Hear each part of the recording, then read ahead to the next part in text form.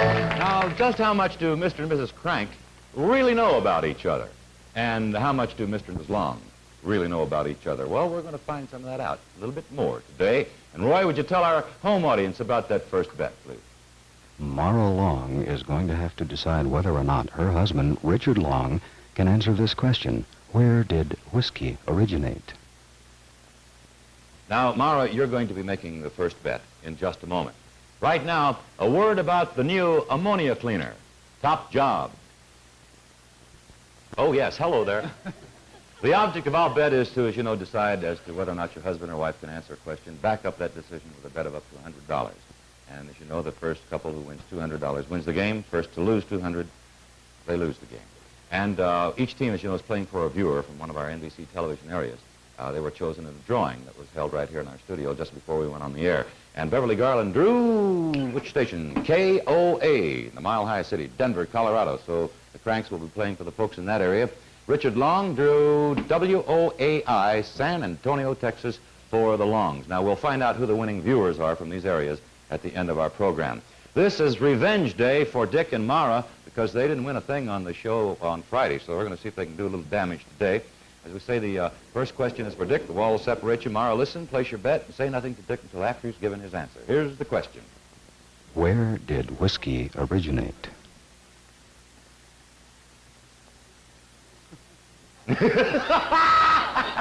Please now, Mara, don't say anything.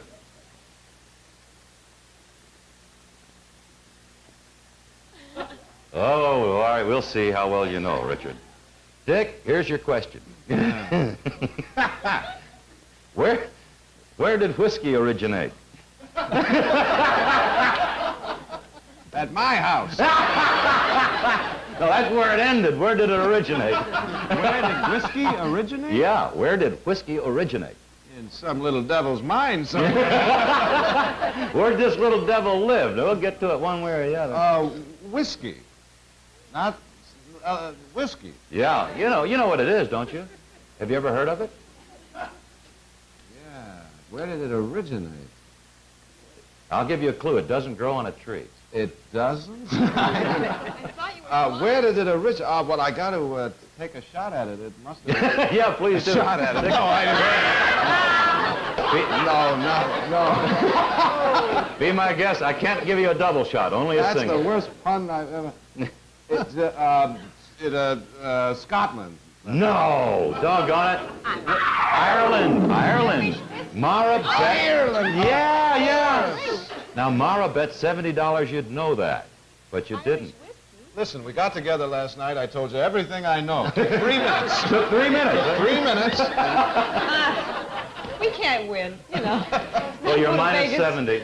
That's too bad. All right, let's go to Phil and Beverly now. The first question's for Phil. Bev, let's listen in. Is it the male? Put that down. Sorry to interrupt you. All right. Is it the male or the female wasp that stings? I'm sorry, I didn't mean to frighten you, Bev, but I didn't want...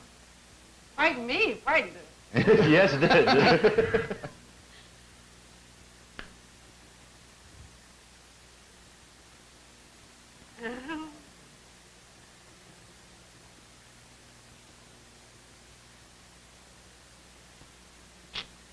That's it? Yeah. All right, Phil. Phil, is it the male or the female wasp that stings?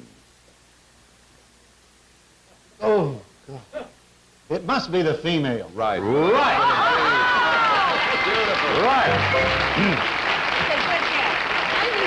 Beverly bet $60. You'd know the answer. Plus 60 for you, minus 70 for Dick. Why did you say? You knew that one, huh, Dick? Right. Had to be the female. All right.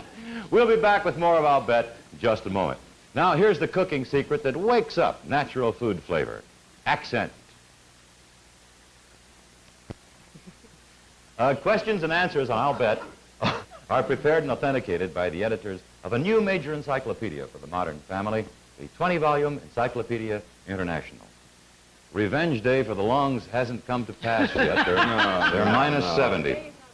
No? Well, no, we just started. We have a question for Mara. Dick, let's listen in. Name the two principal types of stock available on the New York Stock Exchange. Huh? Name the two principal types of stock available on the New York Stock Exchange.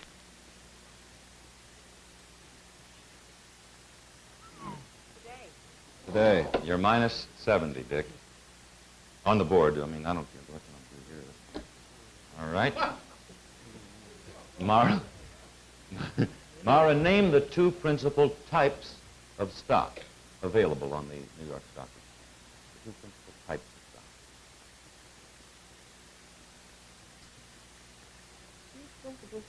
stock. Types.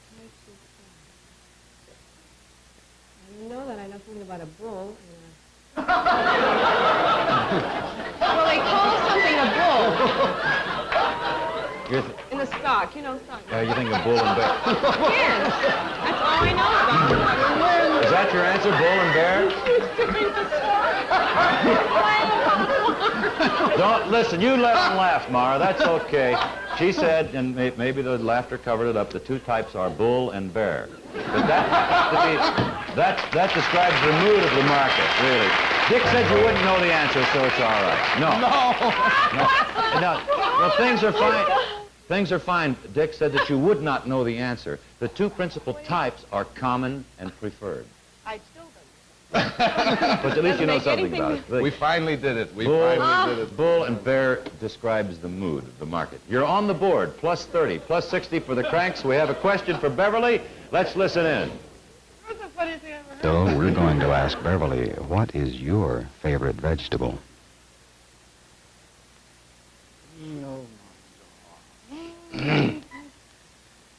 One nice thing about doing that, feels so good when you stop beating your head like that. You're plus 60. Okay, here's your question, Beverly. What is Phil's favorite vegetable? Artichoke.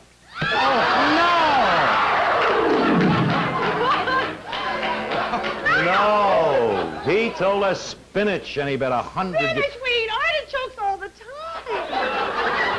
Hey, I see? like them. Well, now you know he can't stand artichokes. He loves spinach. Fillmore.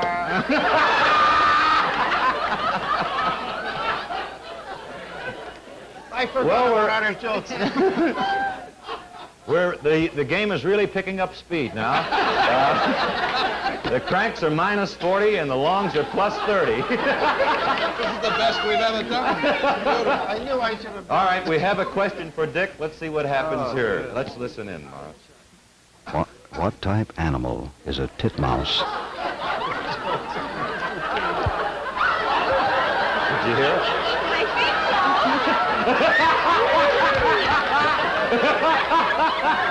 What is that?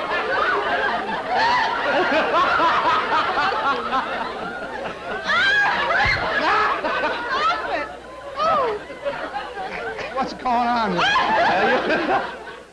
Don't look at me. I'm just reading what they wrote. Well, You are plus 30 on the board, Mara. You can bet any. All right. I don't care what the question is. I'm not going to answer it after all of that. I want it the other way. Well, all right. Let's take another look at Mara's bet. She said she.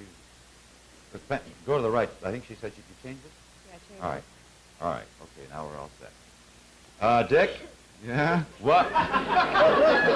It pains me, but what type animal is a titmouse?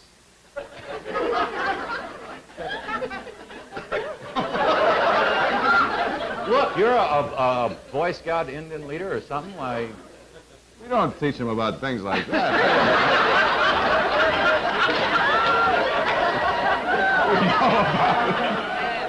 We know about little field animals and things like that. What type animal It's is a it? titmouse. What type of animal? It's got to be an animal that,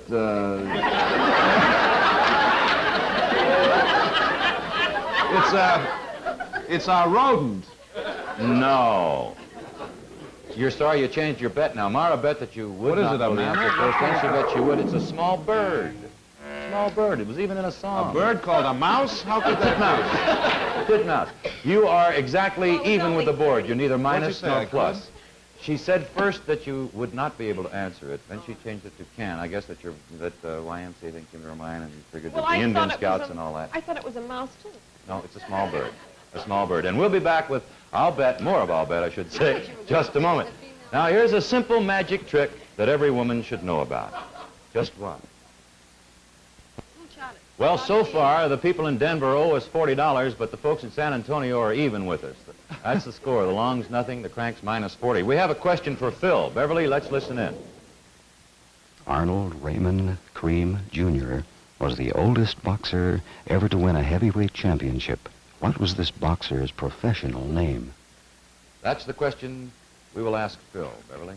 Now, we will decide what he's going to do with it.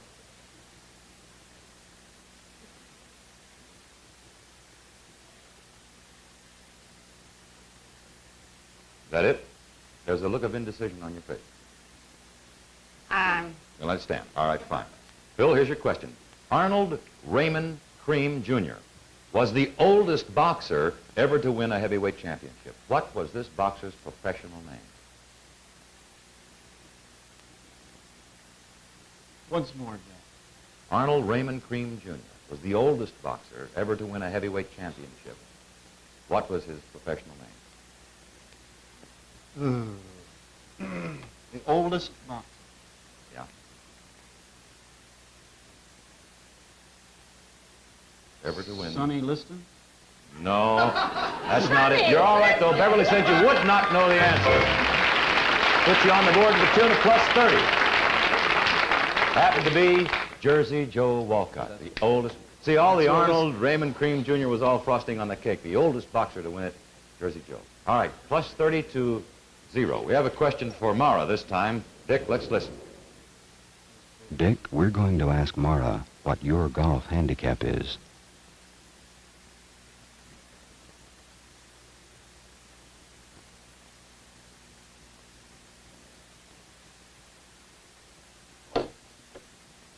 Okay.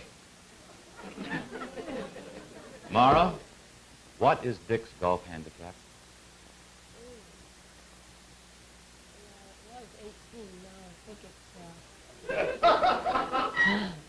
I think it's 11 now. No, you missed it. He bet $100 you would not know the answer, so you win 100. 11? What do you mean it was 18? It wasn't 18. Wasn't it ever 18? Oh, well, maybe when I was 7 or 8 years old, it was 18. I remember one day I played with you down in the desert. It was about 118. And I'm not talking about the temperature. No, actually, I forgot Dick, we it's a 9. played together. It's a 9 It's a now. 9. When did you get the... That's pretty It good. used to be 11. You want to know why it's a 9? Oh, I thought it was better if it was bigger. Why? It's a 9 because if you don't turn in enough scores each month, they drop it 1. Yeah. I'm actually about a 18. Okay. No. Just remind me not to bet with you anymore. All right, we have a question for Beverly now. Phil, let's listen in. You're plus 30 over there. What are the native peoples of the Arctic regions called? That's a question for Bev. Now, Phil, you are plus 30 on the board. Beverly, what are the native peoples of the Arctic regions called? Right. $100. I knew it. 130 for the Cranks, 100 for the Longs. A well-placed bet could win the game. The question is for Dick. Mara, let's listen to it. Mara, we're going to ask Dick what size blouse you wear. You are plus 100, Mara.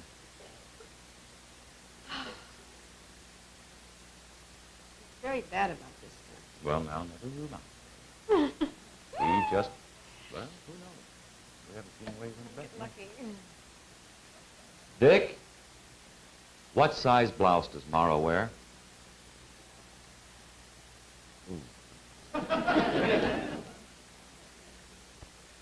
Hello, mother-in-law.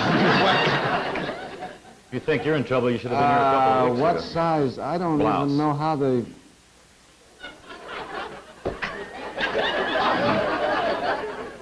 Well, they don't go by the neck size, do they? Here we are, back to that mouse again. What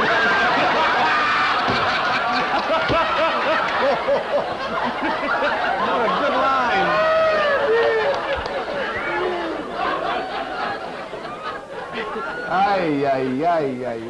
I would say medium.